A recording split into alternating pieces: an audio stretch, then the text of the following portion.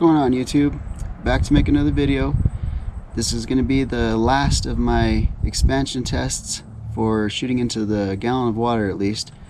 In this video I'm going to be using the 34 grain Varmint Knockers and 25 cal. I got two different types of Varmint Knockers. I got some 32 grains and some 34 grains. Shot them both extensively, and the ones that I got to group best were the 34 grains. They slightly edged out the 32 grains, so that's what I'm going to be using for this test. Like the videos that I've posted in the past for these types of expansion tests, I'm going to be chronographing the speed of this round, 3 different spots at the muzzle, 50 yards and then 96 yards.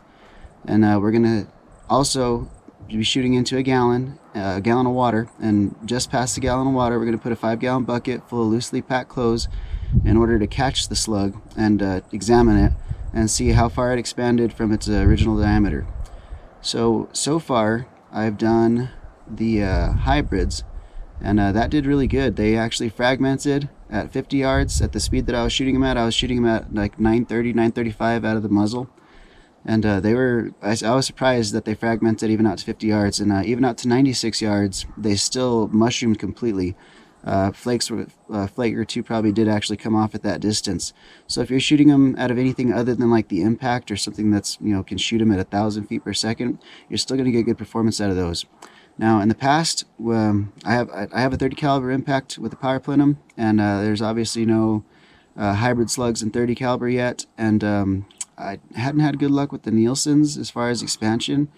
What I like to shoot out of that gun was the Varmint Knockers and 50 grain, and those expanded really good at low speeds. So for this test here, I did tune the gun down a bit, just because at the tune that I had for the hybrids, it wasn't quite grouping these Varmint Knockers as well as I figured they would group.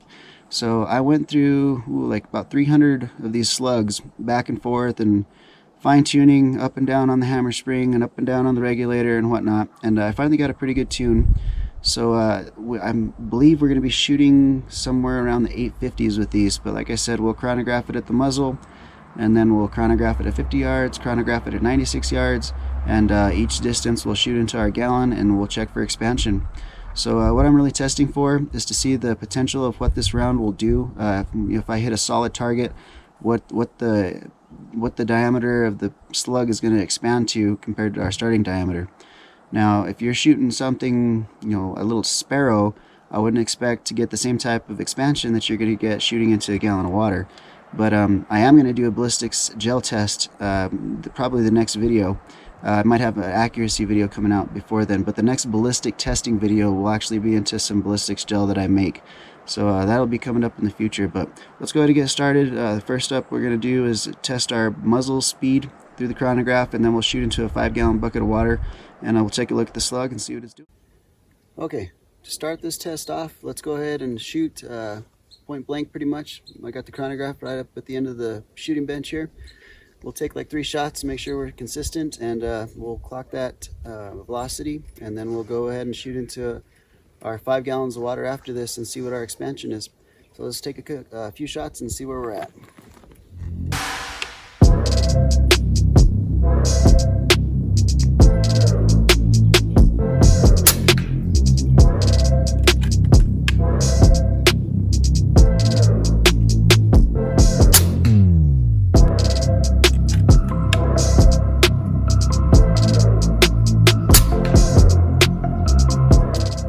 Okay, so right around the 830s. Let's go ahead and move to our 5 gallons of water and shoot down into it and see how our expansion is at that velocity. Okay, we're going to take our shot into our 5-gallon bucket and check what our expansion is at the muzzle. Let's take a shot and see what it looks like.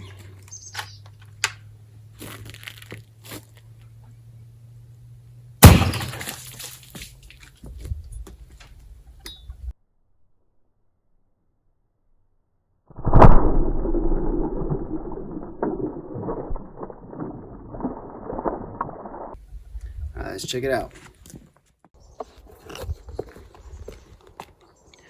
Okay, let's check out our expansion. It is in there. Doesn't look like it fragmented.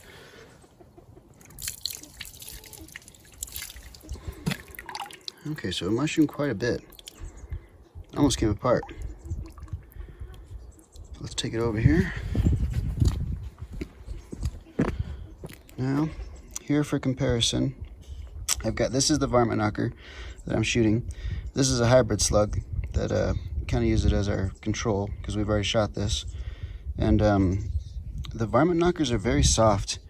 You can tell that the hybrid right here is very shiny. It's got, I guess this tin is what they use to harden the lead. The Varmint Knocker has a much bigger hollow point, but the design of the hybrid is different. It's got a large cavity down the center, but as you can see the difference there, this one's got a huge hollow point on it. This one is also a flat base. The hybrid has the cut base. So it expanded quite well. And we'll get the calipers out real quick. Let me grab the calipers and get them zeroed and let me measure it. Okay, got the calipers out. Let's see here. So our starting diameter, 0.249. And our expanded diameter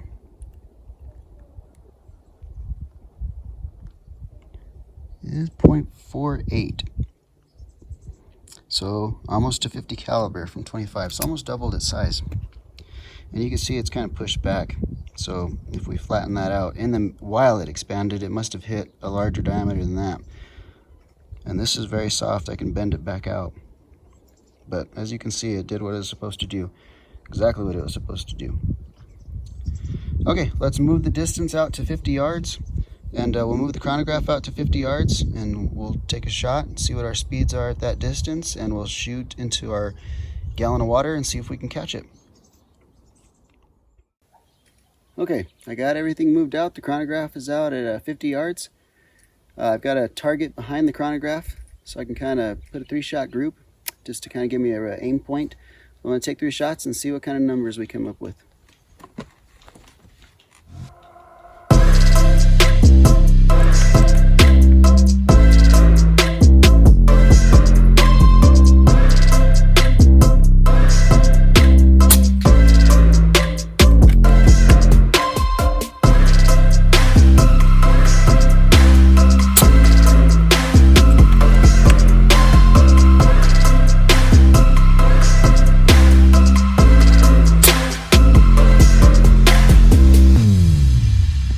Let's go check out the group.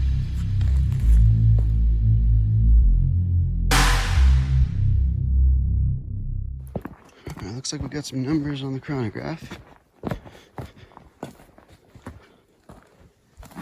So there's a 3-shot group. Not bad. There's kind of my thumb for reference. I'd say that's pretty decent. So we're going to swap out the target and the chronograph for our 5-gallon bucket, and we'll see if we can catch it. Okay, we got our bucket swapped out there, and we've got our 5-gallon jug. So let's go ahead and take a shot, and we'll see at 50 yards, and we'll see what our expansion is.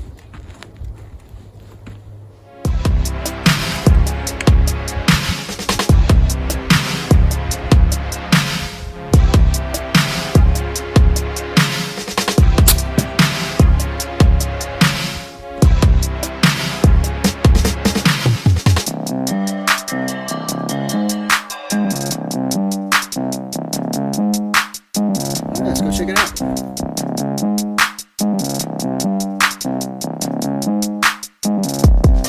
Okay, we had a good hit on our bucket. Where do we shoot it at? Right here is our entrance. And we have a small exit right back through here. Okay. Actually, I think this might be the slug right there.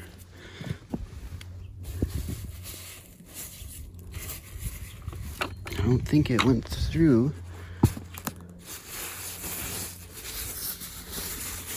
Yeah, we have no holes in the paper. So I believe that was it. Let Let me dig around through here just to make sure that it didn't go through, and I'll show you what I find. Okay, so after looking through my sheet here, it did not come out the back side. It did actually stay in the bucket. It expanded perfectly. And what had happened, there's our entrance and the exit. You might be able to see it right there. It just barely tore it out. And it must have just hit that and kind of stayed, dumped all its energy in there, stayed in the water. And when the water emptied out through this giant hole, it fell out and right there onto the ground. So it's a little bit muddy, but it mushroomed perfectly. It stayed together. So let's take it back to the bench and we'll wash it off and we'll get the calipers and measure it. Okay, we're back over here to compare it with the calipers. Got it zeroed. Now, this thing I cleaned it off. This thing mushroomed really nice. Didn't tear or anything. And compared to the last test with the Varmint Knockers, this is the first one that didn't go all the way through the 5-gallon bucket. I'm sorry, the 1-gallon bucket. It actually made a hole in the back but didn't come out. So our expansion for this, just under 0.45. So that's great. The slugs, all the slugs we've tested so far are performing like they should. This thing stayed together. Later on at the end of the video, I wanted to do I'll talk a little bit about why you'd want a slug to fragment and when you wouldn't want a slug to fragment, when you'd want it to perform exactly like this. But we'll talk a little bit more about that later. So let's go ahead and move the target out to 96 yards, or sorry, our chronograph out to 96 yards. We'll take a few shots and get our numbers, and then we'll do the gallon water test. Okay, I've got the chronograph set up at 96 yards. Got a target behind it so I have an aim point. I'll see if I can get 3 shots on there to clock on the chronograph, and we'll clock that speed as our velocity for this distance.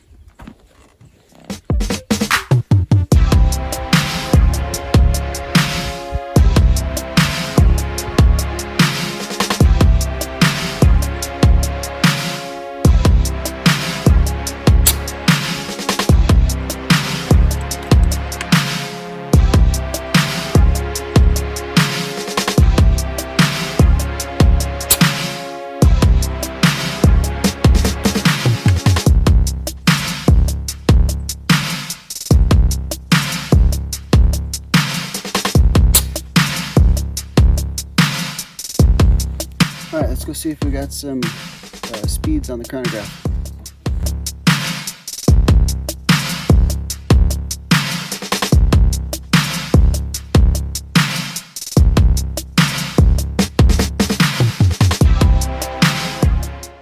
Okay, looks like we got a speed on there. And there's our group.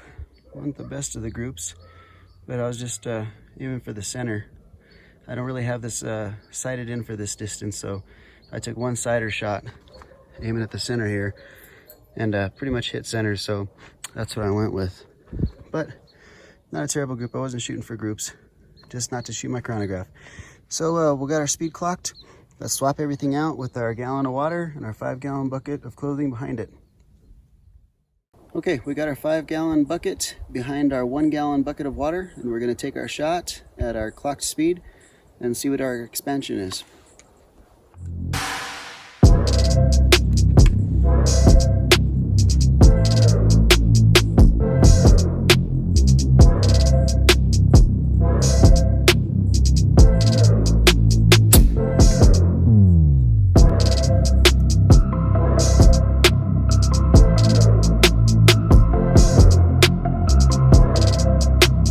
I got a good hit. Let's go check it out.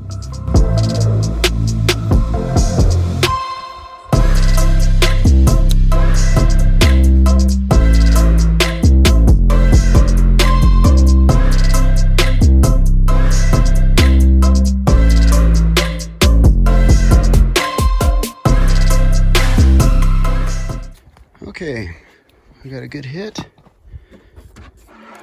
Oh, I can hear it still in there. So we had a good penetration through the meat of the bucket down there.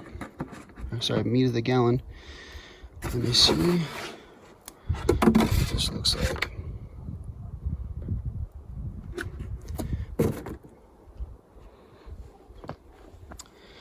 And it expanded perfectly again. Nice expansion. It's very uniform. It doesn't tear apart or anything.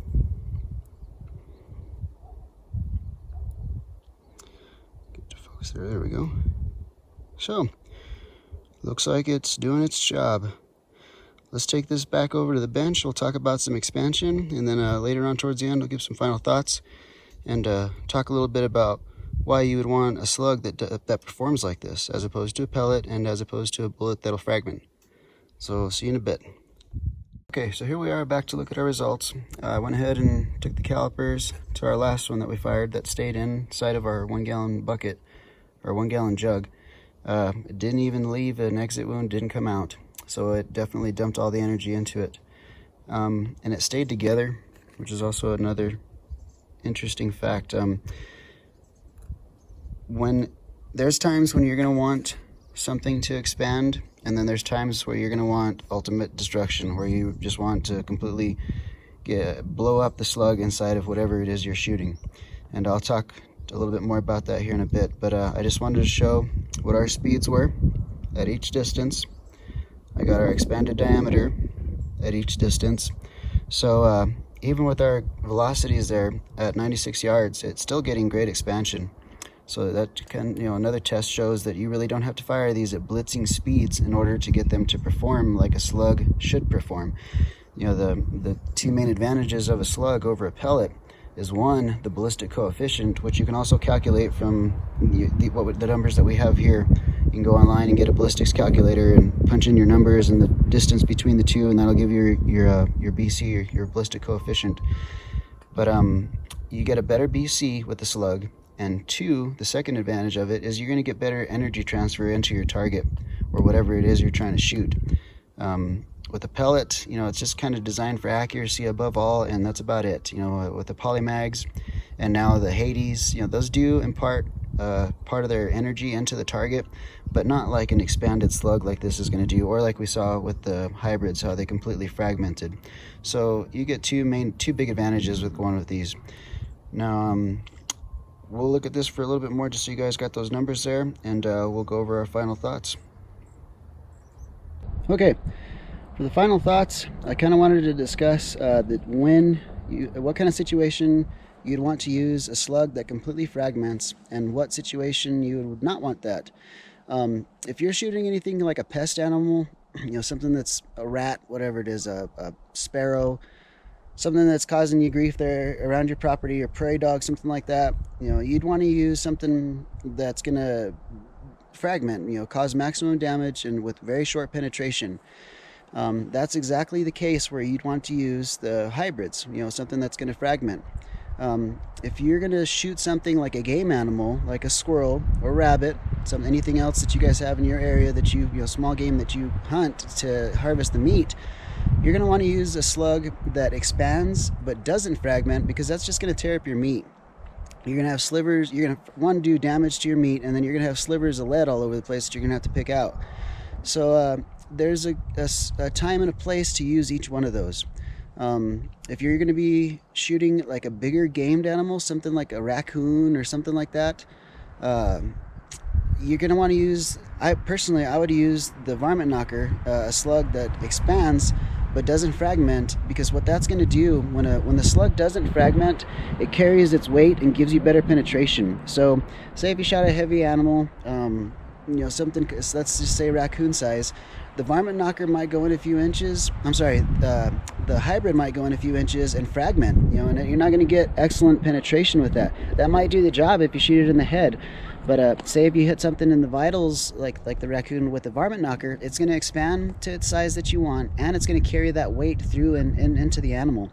So you're going to get better penetration out of that in most cases. So personally, I think there's a time and a place to use each one of those slugs, and I'll use them both. I'm the type of person that I like to have one gun set up to shoot one round, and if I want to shoot to something else, I'll get another gun to shoot that round. And I'm by no means rich. You know, I work for myself as a contractor, and I cut firewood to sell during the winter. And the firewood sales kind of fund my extra play money. You know, that's where my extra money comes from. I don't get nothing from any manufacturer. I never get nothing sent to me. All the stuff that I purchase is because I think that it's going to work for me, or you know, I'm testing it out. So I'm by no means rich, but I do like to have a tool for each sport that I do. You know, I have a pellet still for accuracy and plinking in my home range. I have a Impact Mark II at the power plenum and 30 cal that I shoot slugs out of, and I want this one to be my 25 caliber slug for anything that I'm not going to use my impact for. And I believe I'll be able to use both the hybrids and the Varmint Knockers in this particular gun, in this Wildcat. I'm glad I have the Wildcat. It shoots great. Minus the shortcomings I had when I first took it out of the box, it's been a good gun since. It's been grouping good. I've probably shot close to 1,500 rounds, most of them slugs, and I think it's starting to put better groups. The next video that I put out is going to be an accuracy video. I want to do both the Varmint Knocker and the hybrid. I want to do a comparison, or just a show of accuracy, what you can kind of expect from these. And I've gone up and down on the regulators, and I've gone up and down on the hammer springs. Like I said, 1,500 rounds worth. That it's not cheap out of my pocket for all those slugs. Trying to find a tune that I'm happy with, that I can shoot out to 200 yards and know that I'm going to be hitting within an inch of an area, not just, you know, send it and hope I hit it. So I do want to have one of those videos coming up soon, and that'll probably be what the next video is. I'm still waiting for some Nielsen slugs to come in, and when that happens, I'll do another ballistic test comparing all three of the slugs, the 25 cal hybrids, the Varmint Knockers, and the Nielsen slugs, and I'll shoot them into my homemade ballistics gel, and we'll kind of do some tests and comparisons and discuss that. But that's all for this video. Stay tuned. I'll try and put out another video next week. The wind out here is kind of killer sometimes, so that kind of limits when I can come out and shoot anything like long distance, and it's also a bummer to try to record in the wind because of the mic sound. I did get a wind baffle for one of my mics, and it kind of helped a little bit in the last video, but sometimes it's even too windy for that. But I'm trying to put out good content for you guys. If you guys have any questions or comments or suggestions, leave them in the comments section. I always try to read and get back to everybody. I like to see what you guys have to say. I like answering you guys' questions. Some of you guys also offer up other suggestions as far as ammo or speeds to shoot, and it's all good stuff. You know, even if you guys have problems with your setup, it's good to hear about it. That way I kind of know what you did in your situation to fix your issues, and that's why I try to show what I did to fix my problem and my situation. But I'll try to put out another video next week. Hopefully that one will be with accuracy with both these slugs that I've already done the expansion tests on. I'll try to do the 50-yard groups, 100-yard groups, and I'm pretty sure I'll be able to get out to 200 yards. If they don't group anything past that, you know, maybe like I got a steel target that I can set up. If I can shoot out to 300 yards and it looks like they're going to group, I'll try and include that on there. So stay tuned for some more videos. Thanks for watching.